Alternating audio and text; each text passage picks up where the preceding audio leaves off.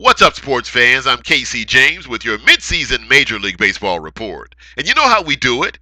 And if you don't, you better ask somebody.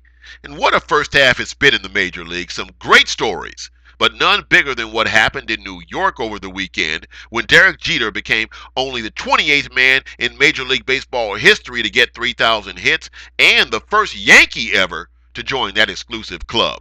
He did it in spectacular fashion, too, getting a home run in the third inning at Yankee Stadium in New York against the Rays to help lead the Yanks to a big 5-4 win as they're in a dogfight with the Boston Red Sox in the American League East, only one game out as we head to the All-Star break.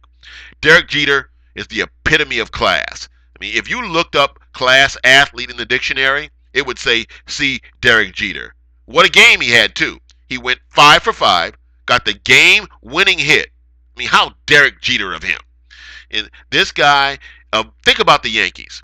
Their franchise, the most storied franchise in sports. They've had names like Ruth, Gehrig, DiMaggio, Mantle, Berra, Mattingly, all in the Hall of Fame. None of them ever reached the 3,000 hit plateau. But the captain, Derek Jeter, did it the Derek Jeter way, again, with style and with grace. And if Lou Gehrig was the pride of the Yankees, then Derek Jeter is definitely the heart and soul.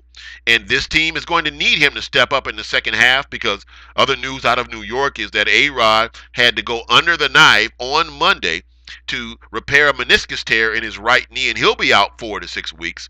So again, Derek Jeter, and nobody is more equipped to do it and more better prepared to raise their game than he has with 5 World Series rings, 12 All-Star appearances, and now the 3,000 hits. He already had punched his ticket to the Hall of Fame. Well, now he may have to have a bust on Mount Rushmore with the rest of the Yankees out there in Monument Park. So again, mad love to the captain because he got it done the Derek Jeter way. Other big stories in the major leagues in the first half. How about the Cleveland Indians in a war in the American League Central with Detroit only a game out? That team is playing some great baseball. In the American League West, the Texas Rangers have just a one-game lead over the Angels, a team who was supposed to have a down year cutting back payroll, but the Angels are right in the pennant race along with Texas, the defending American League champions, as they went to the World Series last year. And you go to the National League. The National League Central. 3 teams separated by 1 game. A deadlock between the Cardinals and the Milwaukee Brewers, the team that I picked to go to the playoffs this year. But how about the Pittsburgh Pirates? Yeah, those Pittsburgh Pirates. Only 1 game back. A team that hasn't won anything in almost 2 decades. 17 years to be exact. Barry Bonds was part of that franchise the last time they won anything. And Clint Hurdle's done a fantastic job as a manager. He's got them playing great ball on both sides, offensively and defensively. And for that city in Pittsburgh, you've got to be happy for them because they're great baseball fans, a great baseball town, and now they have a team they can really get behind, the Pittsburgh Pirates. In the National League East, don't forget about the Philadelphia Phillies because they're playing with a chip on their shoulders after they lost in the National League Championship Series to the eventual champion Giants, and they're led by Ryan Howard, Jimmy Rollins offensively, but that Hall of Fame pitching staff with Doc Halladay, Cliff the General Lee, and Cole Hamels all going to the All-Star game. That team is ready to make a statement, and they are because they have the best record in Major League Baseball. The National League West.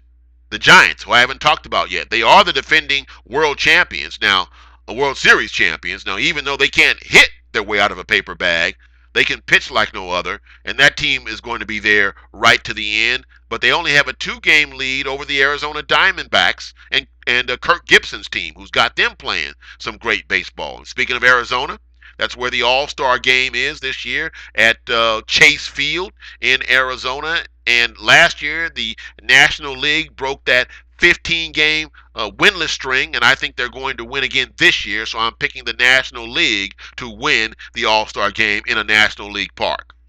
And the one team I haven't talked about is the Los Angeles Dodgers. What a disaster. And how fitting it is that their owner's name has court in it, as in Frank McCourt, because that's where they make most of, that's where they make most of their headlines now, and that's in bankruptcy court in divorce court, in some kind of court, and this team is an absolute mess financially. And I've got 3 words for Frank McCourt: sell the team. And also, quit while you're behind. You've got no reason to be in Major League Baseball. You're in way over your head. Smoke and mirrors don't work anymore. Frank McCourt, give it up. Major League Baseball needs to pull the plug. And it's so ironic that the Dodgers, one of the great franchises of all time, are going through this. And they've got some players that are having great years. How about Matt Kemp putting together a triple crown type of year, an MVP type year? He'll be at the All-Star game and in the home run derby too. And Andre Ethier, who had that 30-game hitting streak earlier in the year. So how the Dodgers are even going out on the field, considering that Frank McCourt can't even make payroll. I mean, dude hasn't even paid Vince Scully. Are you kidding me? Come on, Frank. Do you hear what I'm saying?